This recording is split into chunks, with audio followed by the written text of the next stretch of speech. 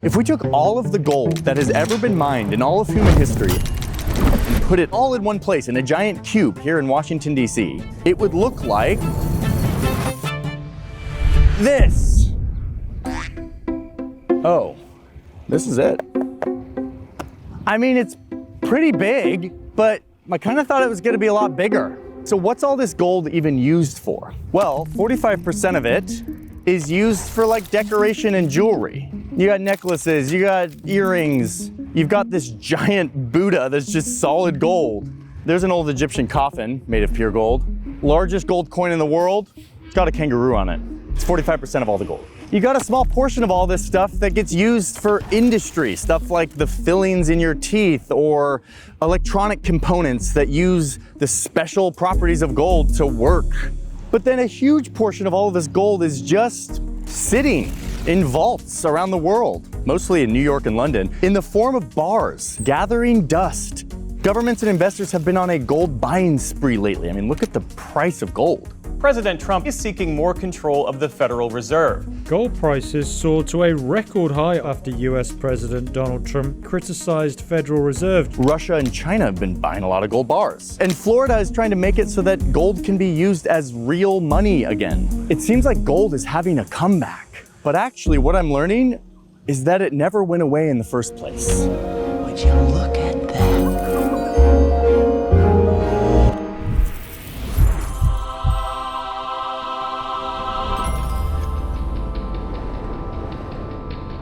So how did all of this gold get here to Earth? Well, a lot of the gold that humans mined came to us on one of these, an asteroid loaded up with heavy metals that formed from exploding stars.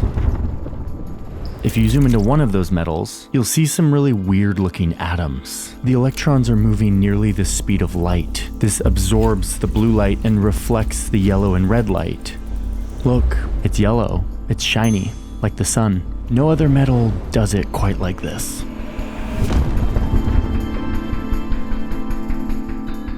These gold deposits sat in Earth's crust for billions of years, undiscovered.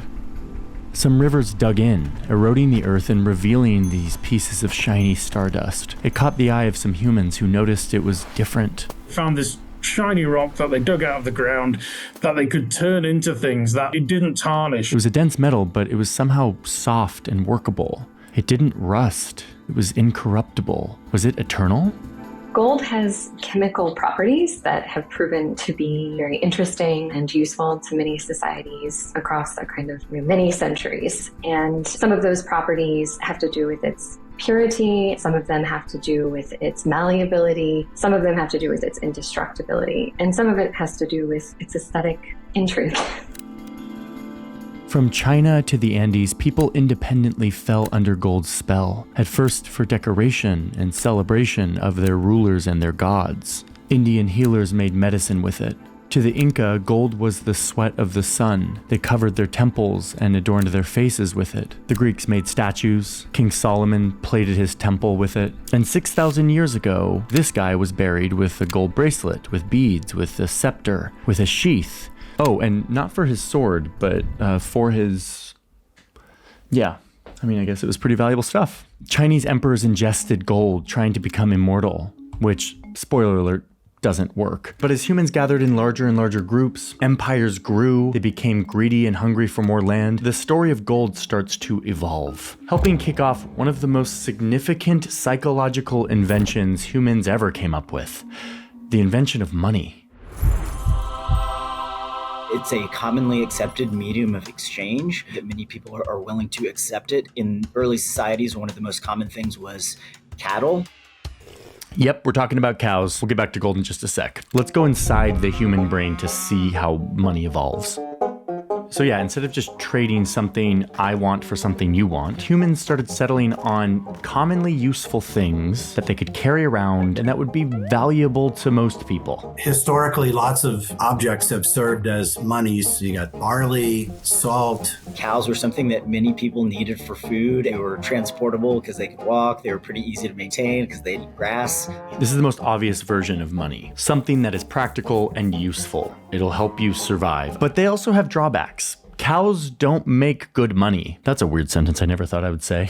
But yeah, they spoil, they're hard to divide. You can't easily bring them to faraway places to do trading. So eventually, humans found something better. That shiny, soft metal pulled from the riverbeds. It was easy to shape, to split up. So it's easy to carry around, it's easily divisible. And it just looks cool. I mean, humans love shiny things. So that was like a nice added bonus. It was rare, but not too rare. Like there was enough of it, but it wasn't like everywhere, which like that's an important part of this. But gold doesn't feed you. It doesn't keep you warm. It doesn't shelter you. Yes, you can make jewelry and like a dagger out of it or something, but like it's not that intrinsically useful unless we introduce a very powerful ingredient to the mix. It's a very human ingredient called belief. This guy believes gold is valuable, and so does this guy. If someone believes that gold is valuable, and so does another person, that belief turns metal into a system. He trades it for wheat. I'll give you gold, you give me wheat. You then take that gold and go trade it for salt or fabric. Gold becomes valuable not because of what it does, but because what we believe it means. So this is a big psychological step for us. From cattle, which has utility, to gold, which has no utility but is scarce, durable, divisible, universal, and don't forget, nice and shiny. And all this is made possible because of collective belief. Belief that if I have this metal, I will be able to go use it to buy things that help me survive. And if everyone believes it, then it works. Gold and silver became the dominant monies throughout the world.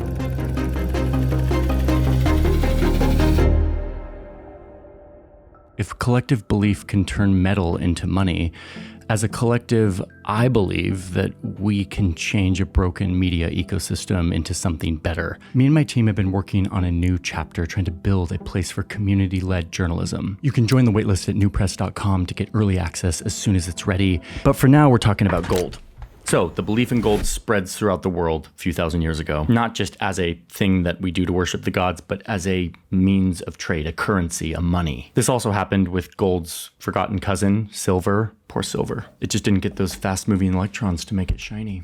And there's like too much of it too. Anyway, soon gold was being stamped into standardized coins, being used as a near universal form of money all around the world. It was magic, but it was also mania. When the Spanish landed on the shores of modern-day Mexico in 1519, they met the Aztec civilization, and one thing caught their eye: gold. Lots of gold, including these gifts that the Aztec king was presenting to these Spaniards, giving it to them for free. The Aztecs were using lots of gold, but not as a currency, but as decoration, for worship, for armor, for blades. It wasn't economic, but to the Spanish, gold had become economic, a means of trade. It was wealth, and here it was in extreme abundance, and they wanted it. Or in the words of one Spanish conqueror, we suffer from a disease of the heart that can only be cured by gold. The Spanish ended up massacring the Aztecs with their weapons and their diseases. They took as much gold as they could find, these statues and masks and jewelry and blades, melted them down, shaped them into uniform units of value, and stamped them with a seal of authority. They spent the next century ripping through the Americas, chasing every rumor of golden cities and sacred wealth, places like El Dorado, Cibola. Men fevered by greed for this shiny metal stuff, fueled by conquest and spoils that built their cathedrals, and ended up kicking off a race among the European empires, a race for more and more gold. Let's not forget what the Spanish found when they came to the New World. Gold. Mountains of it. And then, of course, this leads to a cottage industry of renegade sailors, sometimes hired by other empires, trying to intercept these ships going to and from the New World with hopes of finding one of these chests full of gold. Now, I was disappointed in my reporting when I discovered that most pirates weren't actually after gold and didn't find a lot of gold. They were after more boring stuff like lumber. And they didn't really have these X marks the spot type maps where they buried their chests of gold. Look, it's the X. X marks the spot! That's mostly a myth, but it's also kind of a useful example of how gold inspired these big grand stories of adventure, of jackpot, how it enlivened the imagination and inflamed this greed in people's minds. I mean, I get it. How sick is the idea of a bunch of gold that never rusts, buried somewhere in the Caribbean, ready to turn a peasant into a count? Greetings. God, I love the Count of Monte Cristo from the early 2000s. So by the 1800s, this psychological leap is complete. There is a near universal belief in gold as a currency, a means for exchange, the universal money. Big European empires had already torn across continents in search for it, and now it was the turn of regular people, the dreamers, the risk takers, the desperate men who joined the hunt for gold. Men with nothing to lose, chasing rumors of riches, and doing pretty reckless and extraordinary things, all for a shot at striking gold. A big group of them in 1849 flood into the western United States, helping build California, becoming the 49ers, all in search for gold. These guys are in Canada's Yukon, where it is very cold, and they're looking for gold. I mean, this happened everywhere. South Africa, Australia, the Amazon, each place the same story. Men intoxicated by the idea of getting rich off of gold, doing whatever it takes to get their hands on the stuff, even forcing others to mine it for them. This frenzy of hope, chaos, migration. It was gold fever, and it didn't just move markets, it moved human beings, entire populations. It was, as the writer of this excellent book puts it, a murderous, cruel, intoxicating, brutal adventure that swallowed an entire civilization and spat it out as coins. Man, I love when rigorous historians write beautiful language. Okay, let's dive back into the brain really quick and see what's going on next. We're about to take another big psychological leap here. The leap from a belief in this soft, shiny metal to a belief in paper. One of the problems with physical gold is that if you want to trade it in large quantities, it's pretty heavy to carry around a lot of gold. And what people decided was that they could deposit their gold into a bank. It would give them a banknote, which was essentially an IOU. 1 ounce of gold was worth approximately $20. So basically, if you had a $20 bill, you could go into a bank and redeem it for 1 ounce of gold. Most individuals, when they got paid, they're going to pay envelopes stuffed with banknotes. So that was the everyday medium of exchange. As long as you trusted that the banknotes were good, you really didn't think about much which bank had issued the notes. They all exchanged 1-to-1 against each other and against gold and silver dollars. If you wanted gold instead of the banknote, you could come in and redeem the banknote and they would give you gold. So now instead of believing in gold, we are believing in banks, trusting them that if they give us this piece of paper, it actually represents the gold that they are holding safe in their vault. And that at any moment, if I needed the gold, could go to the bank, get the gold. That is now a pretty far abstraction from cows, something that feeds us. We're now carrying around paper. But once again, it follows the same rule that if everyone believes it, and if the banks don't give us any reason not to believe it, then this worthless piece of paper turns into economic power, a currency. And in fact, if we can do that, it's really convenient. It makes trade way easier. Theoretically, everyone thrives here. So, yeah, silver. Okay, yeah. Instead of gold in the vault, a lot of economies had silver in the vault, and a lot of economies were trying to have both metals, giving them each a specific value and pegging that value so that it wouldn't change too much. But this becomes a problem. It's really hard to have two metals as the foundation of your paper money. And then suddenly, if there's a big discovery of silver in Nevada or something, there's way more silver, so it throws off the value of silver, but it's pegged to the value of gold, and so all this arbitrage happens. This was a huge, decades-long debate here in the United States. It got really political. You've got this guy running for office, mostly on a platform of silver, and some people think that The Wizard of Oz is an entire commentary on this debate between gold and silver. And while reporting this story, I was multiple times very tempted to go down this rabbit hole. This is a video about gold, not about silver. Sorry, silver. So we'll save that one for another day. And indeed, by 1900, gold, this shiny metal that humans have been using for thousands of years to do trade, endured as the one metal that we would base our entire economy off of, at least here in the United States. But a lot of countries too. We set a firm standard. $20 gets you 1 ounce of gold. There's a finite number of gold. It doesn't fluctuate too much. Anyway, this was called the gold standard. And the United States and a bunch of other big countries were on the gold standard in the early 1900s. Okay, let's get back to the human brain because we're about to go through our third massive leap in the psychology of money. Let me warn you, this one's kind of weird, and I went to college for this one, monetary policy and economics, and I'm going to do my best to explain it, but it starts to get a little bit wacky. And we're also entering some controversial territory. Economists, who are much smarter than I, debate this stuff, what I'm about to say, and they all have different takes, and they have strong feelings about it. So I'm going to do my best here, but like in the comments, you're going to see some strong opinions. I welcome them. Just be nice. So it's the early 1900s. Banks have gold in their vault. They give you a piece of paper that says you're entitled to the gold in the vault. But it turns out human beings are struggling to adopt the paper thing fully. There are a series of financial panics. You probably don't want to get into the causes of the panics. The banks had a limit to how many banknotes they could issue. So when people wanted more currency and they couldn't get banknotes, they would take gold and silver coins out of the bank vaults. And now the banks are losing reserves. Now they have a problem. So here they all are at the same time rushing to the bank to pull their money out all at once.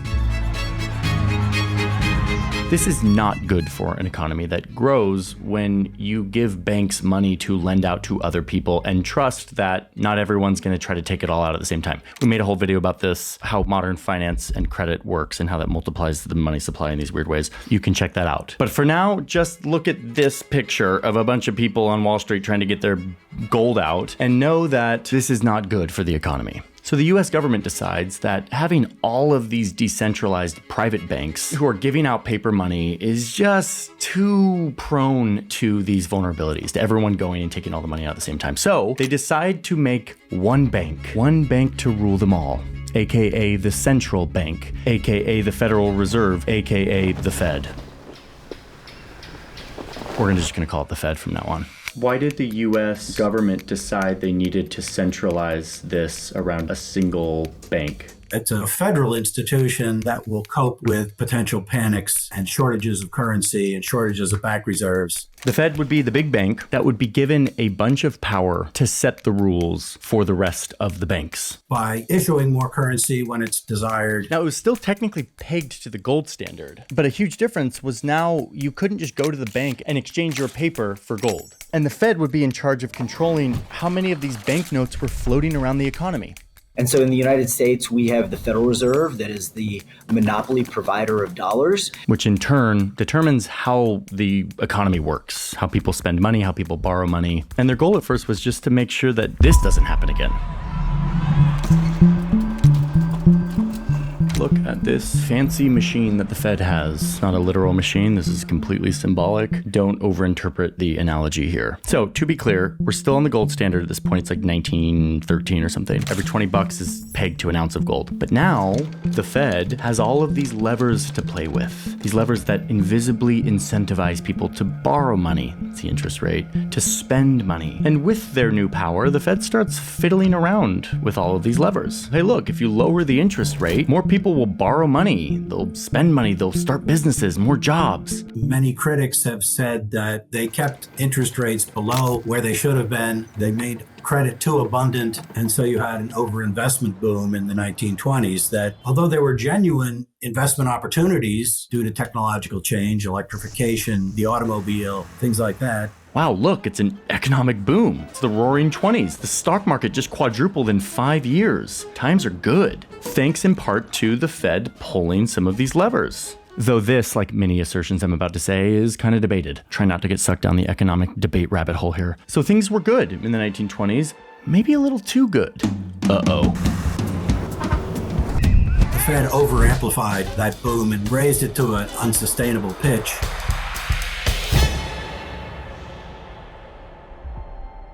The bubble burst, the good times ended, and the US and the rest of the world falls into a Great Depression.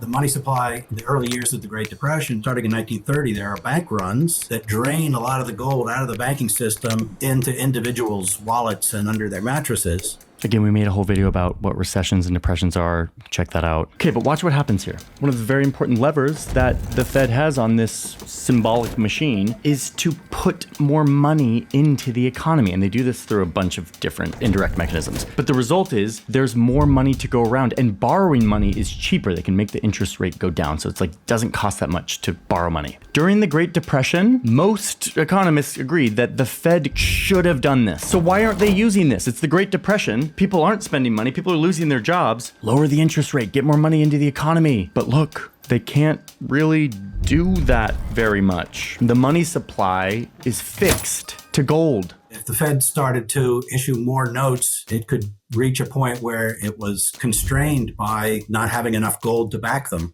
If you lower the interest rate, then people are going to borrow a bunch of money. But then what if they show up to the bank with all that money and demand gold bars in exchange for their paper? They might do that. Everyone's kind of panicky. So the Fed is envisioning this nightmare scenario where all of their gold goes away and the whole system falls apart. So instead of lowering the interest rate, they hike it up. They defend their gold. The historians who debate this stuff don't agree on all of this, but they do agree that this course of action made the whole thing worse, made the Great Depression last a lot longer. 10 years of misery. And so the Federal Reserve, instead of saying, hey, we made a big mistake, we shouldn't have caused this bubble in the economy, they said, you know what, we need even more power to control the money supply. And that's what happened.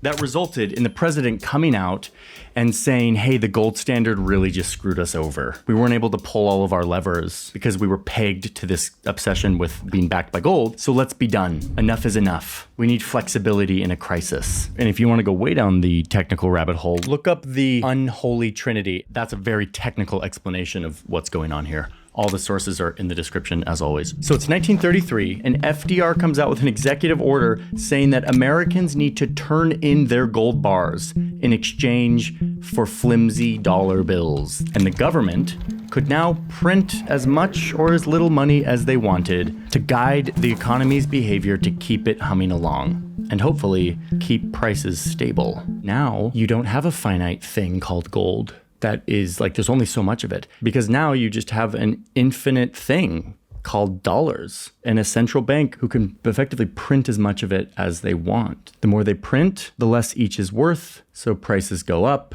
That's inflation. Anyway, let's go back into the brain, because this is like the biggest psychological leap of them all. Money is still belief. But without the gold standard, the belief is in the government, in their paper, even if it's not backed by anything. It is a belief in the government's ability to run this machine properly. This is called fiat money, and it's a whole lot different than cows, where we started. But starting in 1933, this is how money was valued in the United States by a decree from above.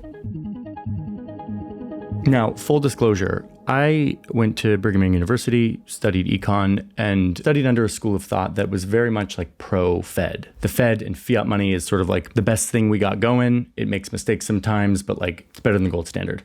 I intentionally talked to two economists for this story who were like a little more skeptical of that take to kind of help balance me out. And my hope is that the story I just told you about this moment in time is a fair characterization. But if there's any professional economists watching, I would love your take on this. Like, I would love a good faith critique or like alternative view or whatever. Like, economics is not science, it is psychology. And so we get to debate it endlessly. So gold is out. And so what, are we at the end of the road for this shiny metal, this thing that humans have loved forever? Not so fast. So, 1944, World War II is winding down. The US is realizing that in just a matter of years became the most powerful country in the world and defeated the two rising empires and was now on top of everything. So they get all of their ally countries together, a couple dozen countries, in a hotel in the mountains of New Hampshire with the goal of designing a new global economic system, a set of rules that everyone will play by.